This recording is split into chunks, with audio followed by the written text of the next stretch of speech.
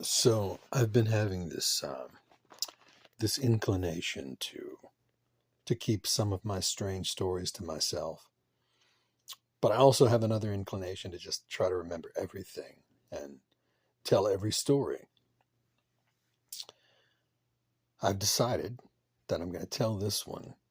It's a short one, um, but it's pretty weird. Though it's short, maybe one of the weirdest because of what happened.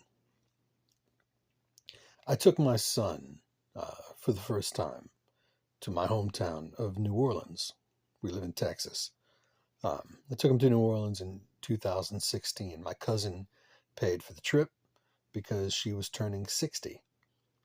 And so we went down to New Orleans. We went to Mardi Gras. Uh, it was a really good time. And we had other family in from out of town. And at the end of one particular evening, a lot of us ended up at my uncle's house. I was staying at my uncle's house. My cousin was staying at my uncle's. Uh, Me and my son were there, obviously. And let's see, he was 6 at the time. He was about to be 7 years old. And so at a certain point, we were all standing in the dining area, kitchen dining area of my uncle's house. And we were talking about my grandmother. I remember my grandparents who had passed. I remember they were a topic of conversation. And, after some time, the people who were not staying there left. And the people who were staying there got ready for bed. Everybody was in their respective bedrooms except for me and my son. Me and my son were on the sofa bed, so we had the couch folded out, and between the kitchen and dining area, the couch folded out in the living area, and like the TV was on the other side of the couch folded out like this. I'm over here in the kitchen area and folded out bed, and then TV right there on the other side. Sorry for doing all this. Is that annoying? Am I annoying you?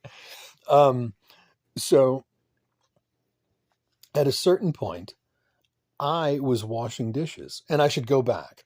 Every time I go to New Orleans, which has not been often lately, but in New Orleans, you can go to a place called Daiquiris and Cream. You can get a daiquiri. Unlike any other place that I've been to anyway in the United States of America, you can go buy an alcoholic beverage with a fucking straw in it.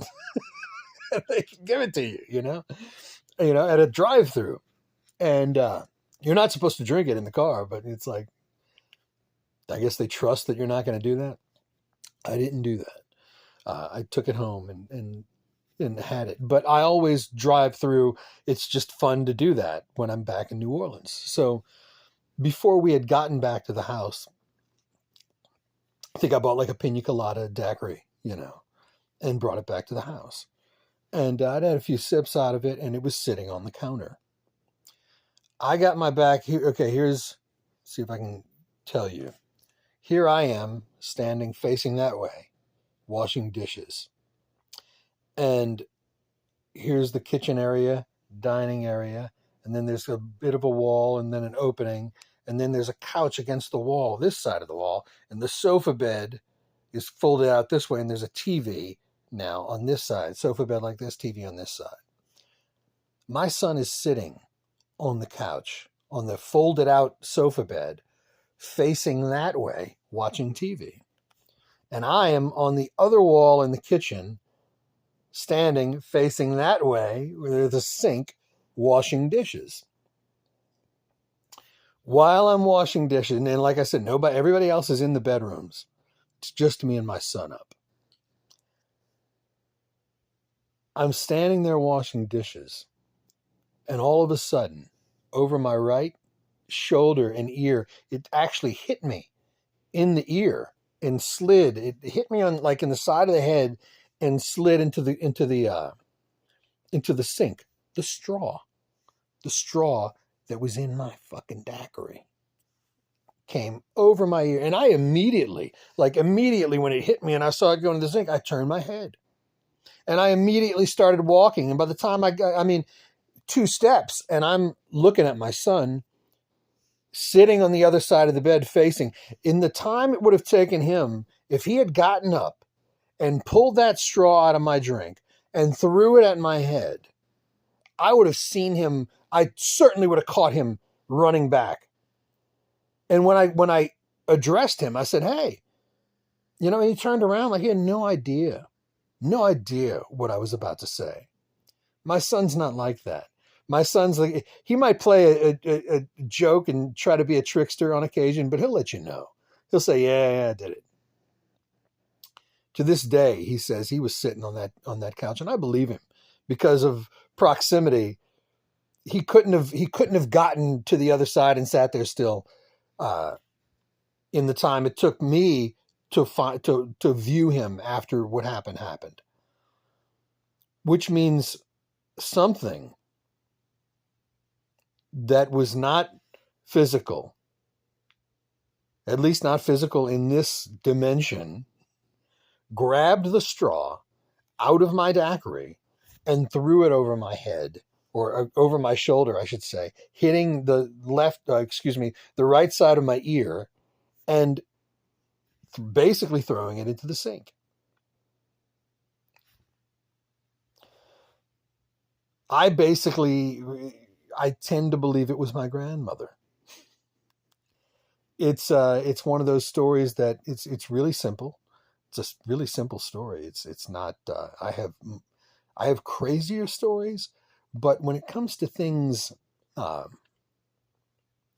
manipulating the physical,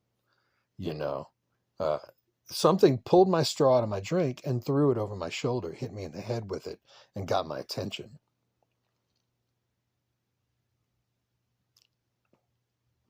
That's the story. I